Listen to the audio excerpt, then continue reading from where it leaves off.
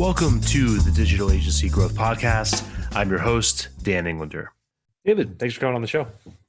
You're welcome, Dan. Thanks for having me. Yeah, of course. So we were just talking a little bit, and I was saying that your background is especially interesting to me personally because you started in the B2B, business-to-business lead generation space, a lot like us. So this is one of these episodes that I'm very selfishly interested in, especially now that you're focusing on helping agencies get acquired from and sell from a position of strength, which is really important. So with that, would you mind talking a little bit about your journey and kind of how you got to focusing on this area?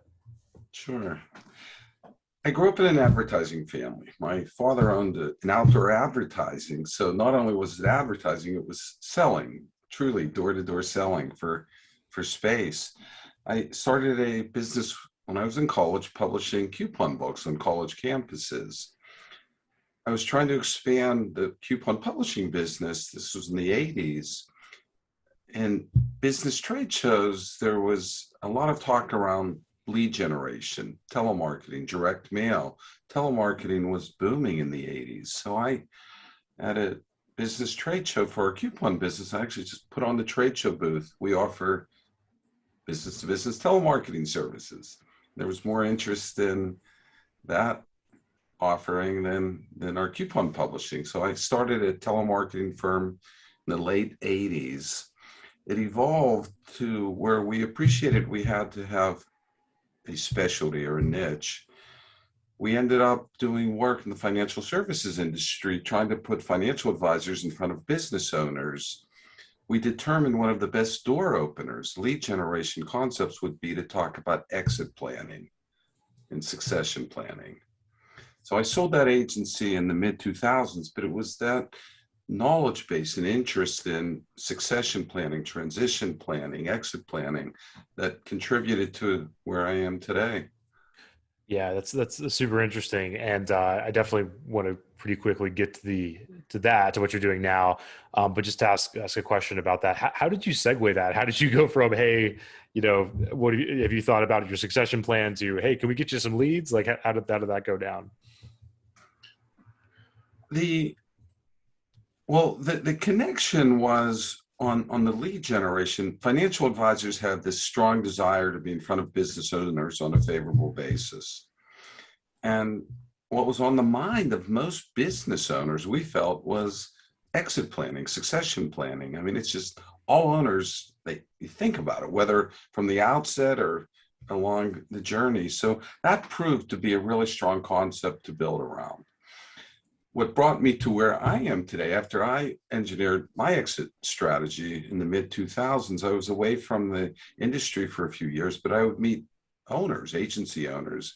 I couldn't help myself. I'd say to them, Dan, what's your exit strategy? And that's what they wanted to talk about. So I started 2009 consulting for agency owners, primarily around exit planning, succession planning. Initially, if we had a client that had to sell to an outsider or a third party, I would refer that opportunity to other M&A advisors. And the natural progression for my group was, in addition to providing exit planning consultation, to also offer M&A advisory services to help agency owners both buy and sell companies. Yeah, that's great. And so did you go through that process yourself? Did that help inspire that? I did. I ended up actually selling to partners. I founded the firm, and my own exit plan worked out to be an internal transaction. Yeah, and without going into too much details on that, what do you wish you knew then that you know now? It's a loaded question, and we're trying to keep your podcast brief.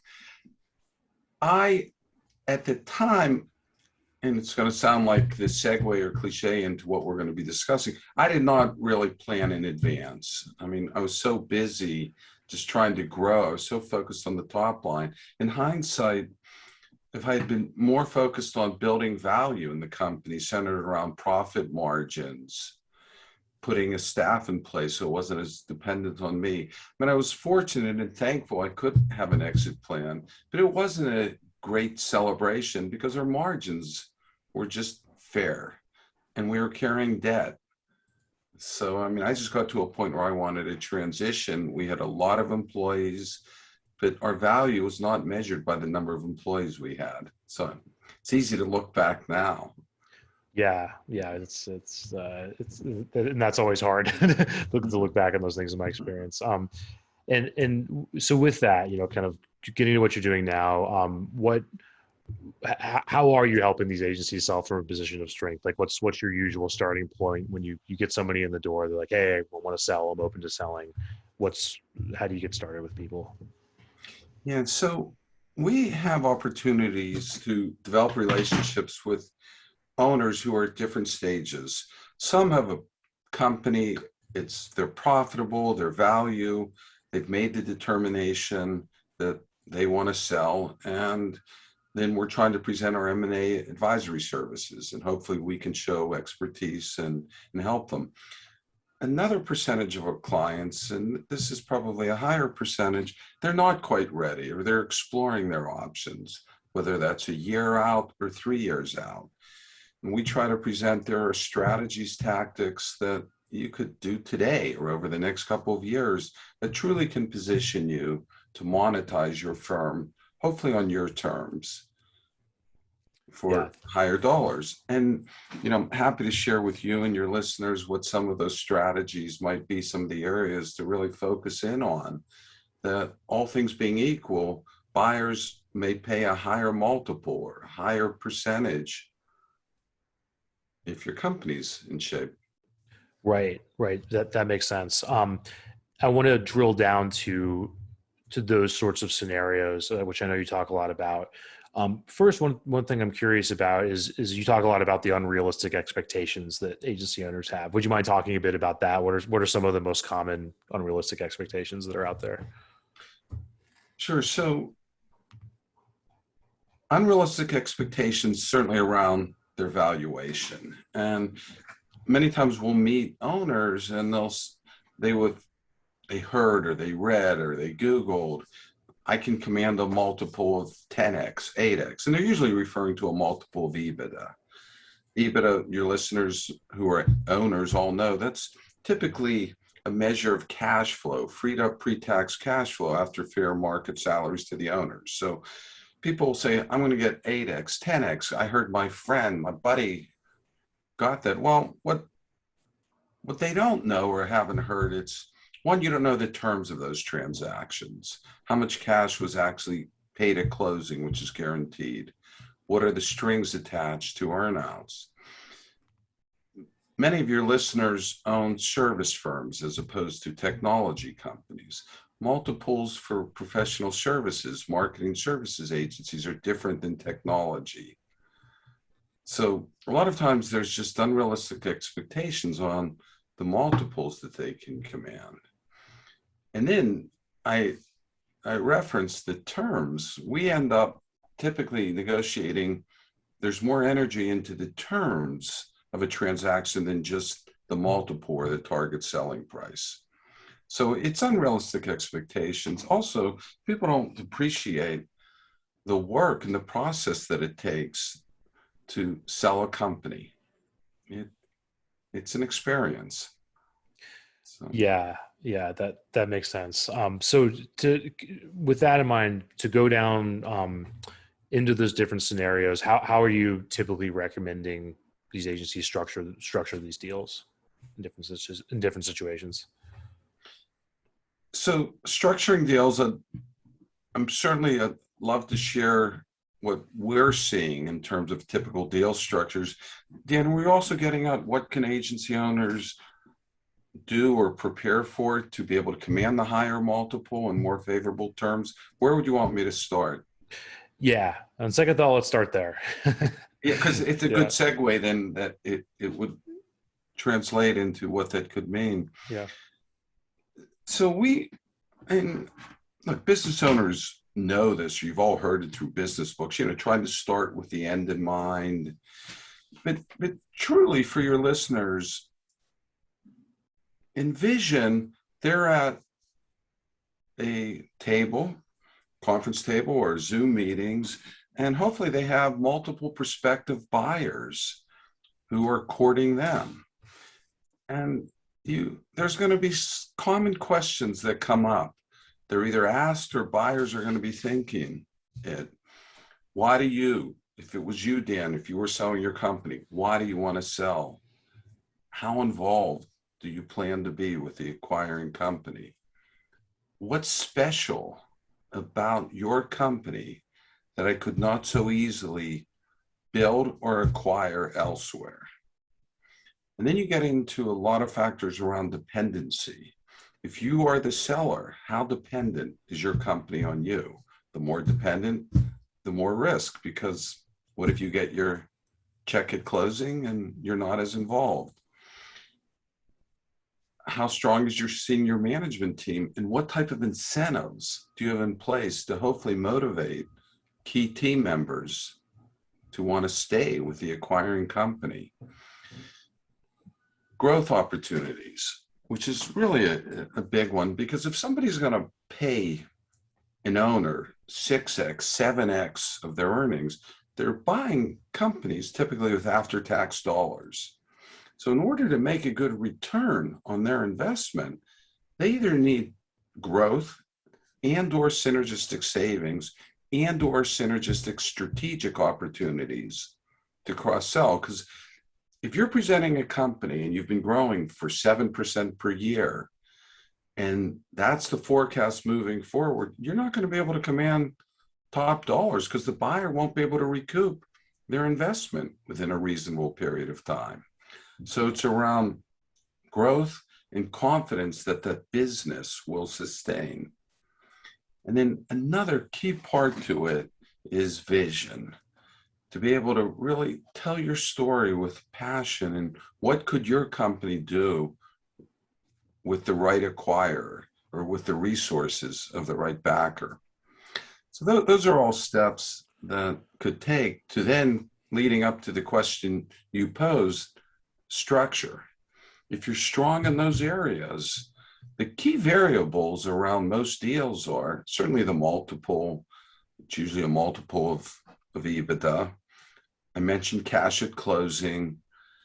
If there's going to be an earn-out period, meaning there's some benchmarks or strings that are attached, you want to make sure they're favorable if you're the seller.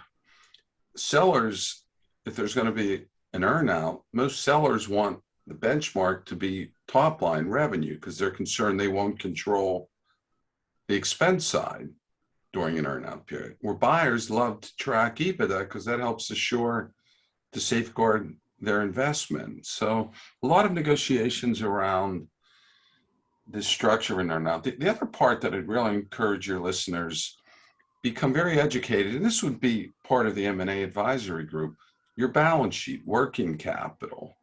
I mean, buyers are not going to want to assume your debt, and that there's a lot that goes into negotiating working capital leading or during a transaction. Yeah, that's really great. I'm glad we started with the foundation instead of me hop frogging to structuring deals. So that's a good point. And what I like about what you talked about is there's a number of different things, some of which are tangible, like how much are we growing, how are people incentivized, and that sort of thing. And then there's intangibles, like are we special and do we have a strong enough vision, right? So I'm not going to ask you a question like what makes an agency special or what's a good vision or a bad vision. That's almost impossible to answer. But I guess one question, which may also be difficult, is what are some of the things that people think are special that actually aren't in your experience? That are not. Correct. The strength of their client contract. Sometimes people will say, oh, we've got all these great clients. In the marketing services industry, even if you have a scope of work or a managed or an MSA, they all have out clauses, 90 days, 30 days. So the client mix is important. What's more important is to show not just the actual contract, but that year in and year out, you're the desired service outlet for those clients and you're getting repeat business. So, and culture is really important, but everybody will say we have a great culture. and we have flexible vacation days and so forth. I mean, those are necessities. Culture is measured. Buyers will usually be able to pick up on the vibes and the energy level. So I'm not minimizing culture at all, but everyone will say we have a great culture. We service clients well. Servicing clients, those are givens. It's, I go back to what's really special. What's your unique value proposition? Yeah. To hammer on the cultural element a little bit, how has your job changed in the context of everyone going remote? If you have somebody that wants to acquire an agency and everyone's distributed, it's hard for them to walk through the door and just kind of get the vibe of the place. So how has that been going for you? It's still relatively new. I mean, we're encouraged because transactions have been getting done over the past 6 to 8 months, even through the pandemic. Some of our engagements, the buyers never met in person with the sellers, which is I mean, in the old days, you'd have to go and have the bourbon lunches and talk and meet and dinners. But people are just used to now the way we're all operating. Yeah. But what is interesting about with M&A, there's such a need to recruit talent now. And that's really helping the sellers, because if you have good, qualified, capable people, buyers may pay a premium because they need that talent, not just your revenue and your client base, regardless of where your employees are located. So it is helping to swing it to more of a seller's market because of the need and the demand for quality employees. Yeah, that makes a lot of sense.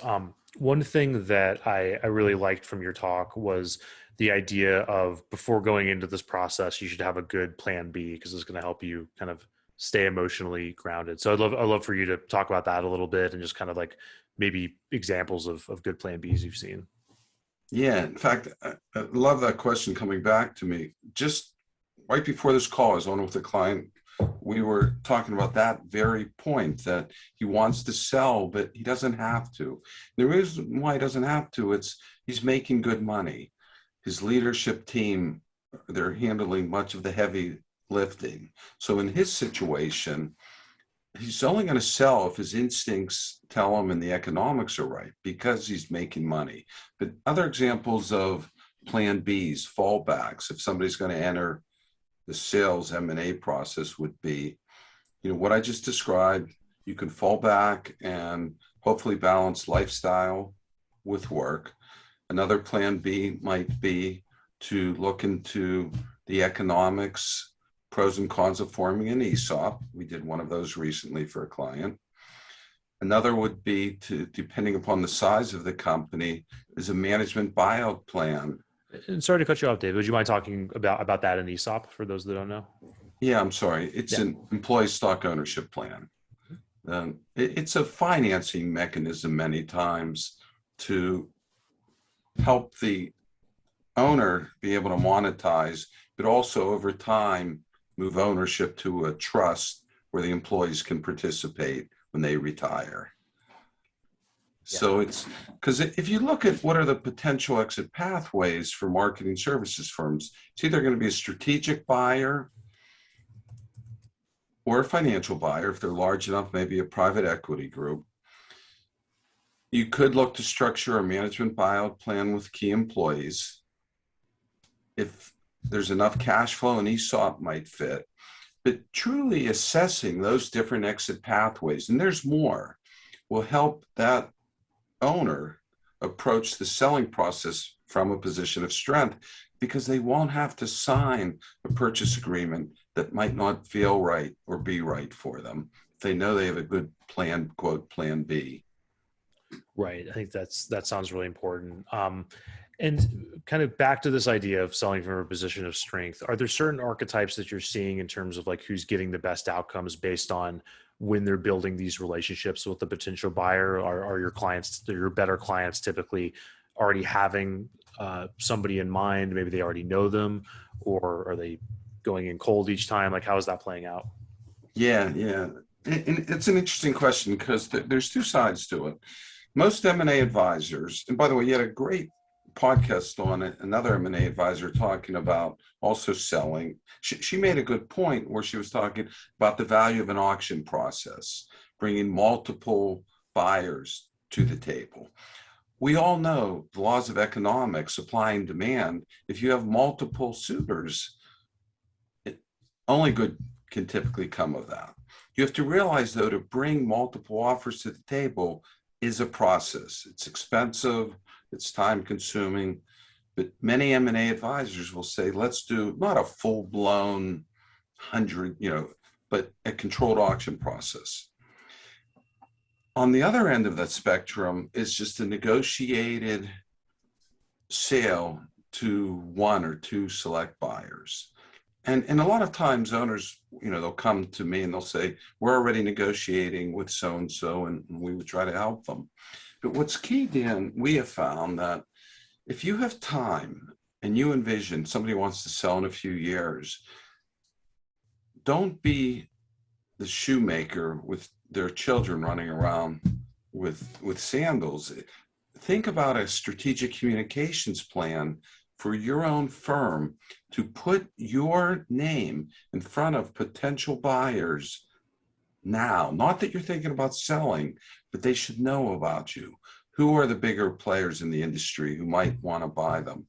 So that when the time is right, whether you approach the process on a very controlled basis or it's more of an auction, there's some name recognition for your company.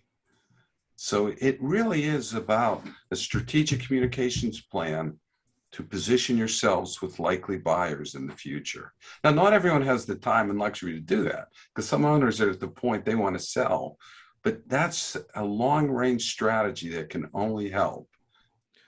Yeah, and I love that too, because so much other great stuff can come out of that. Even if that acquisition never happens, you could have strategic partnerships. There's all sorts of things that can go from collaborating with a bigger potential acquirer. So I think that's really cool. One thing that you said in your in your talk, which kind of surprised me and threw me off a little bit in a good way, because it's making me think a little bit differently, is the idea. I think if I got this wrong, let me know.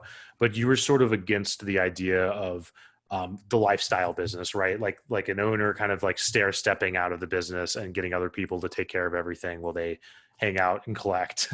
Why doesn't that work? Because I think a lot of people are thinking about that, planning for it, et cetera. Like, how have you seen that fail?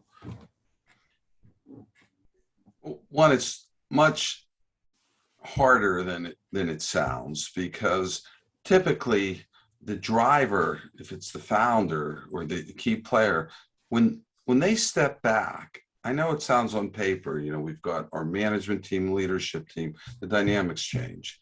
And if they truly step back, unless they're sharing a pretty good percentage of the profits, there's going to be resentment. Why am I working so hard so Dan can, then because it's a service firm, people start to worry. Should we just not worry? They'll think, can we just go out and do this on our own? It's different than if it was a manufacturing firm or something that wasn't so heavily dependent on talent. So, and then you also have the risk. I've seen this swing too many times where agencies, whether they're traditional or digital, they're running strong. Everything's really falling into place.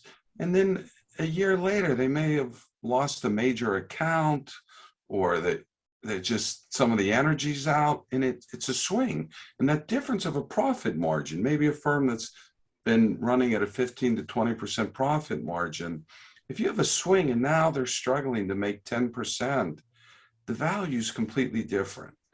So we've tried to structure that with a number of clients, and you get a few years out of it, but at some point it's like either sell to the employees or build in a phantom stock plan for them and sell to a third party.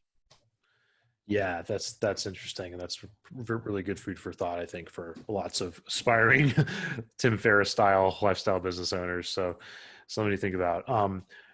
With that, one trend that we've been picking up on a lot, and especially came up at the summit we both attended, and we had Joe Polizzi on the show recently. Robert Rose is coming up. Is the idea of these worlds kind of colliding? You know, in agencies building software products or becoming publishers, publishers becoming agencies. How, if at all, is that playing out in your world? Are you seeing bigger multiples for the agencies that have built a platform or a tech product or something like that? How's that going in your world? My sample's small, so I'm only going to comment on a couple recent experiences. So we have a client that most of their revenue is driven from marketing services, time, talent, the traditional agency model, but they do have a SaaS product and it's starting to get some traction, but it only represents 5 to 8% of their income. And the client really believes, though, that they should be positioned more as a technology company commanding the kind of multiples of SaaS. Well, it's unproven their technology SaaS arm yet. And will they be able to complement each other? Maybe, but there still is a wall that divides. I mean, are you a services firm or a technology SaaS company? So my sample's not large enough to really be able to comment, will those collide? But I think they're two very different business models. Yeah. Yeah. And what I wonder about is the service business a better launch pad for a different type of business like that? Or are these just different things? Yeah. Well, so many owners would love that because, the multiples could be 2 to 3 times higher. And the thought of, let me build something and there will just be ongoing subscriptions. I mean, those sound wonderful. But, what percentage are successful? Yeah. Yeah. It's a definitely different animal. So I think that's a really good point. So David, kind of getting towards the end of our time, how can people follow what you're up to, get in touch, get resources, et cetera? No, thanks for asking and thanks for allowing me to say that. Tobin Leff is my group, TOBINLEFF. Our website, we try to put up hopefully content that would be helpful. We have our own podcasts around M&A and building value. And I mean, certainly if somebody would want to speak with me, I've got 4 partners as well. 4 of the 5 partners have all owned marketing or digital agencies. And, we'd love to speak with owners who are just thinking about selling or building value or just like to talk. Yeah, and definitely recommend if you're, even if it's far off on the horizon, having that conversation and looking up what Tobin Leff is doing. In my experience, you can't get enough perspectives on selling your agency or your business, because even if it's so far off, it's just a really great goal and a great way to build a healthy business anyway. So we can't get enough of these sorts of conversations. So David, really appreciate your time, and hopefully we'll have you back on before long. Good. Thanks, Dan. Best wishes. Yeah, likewise.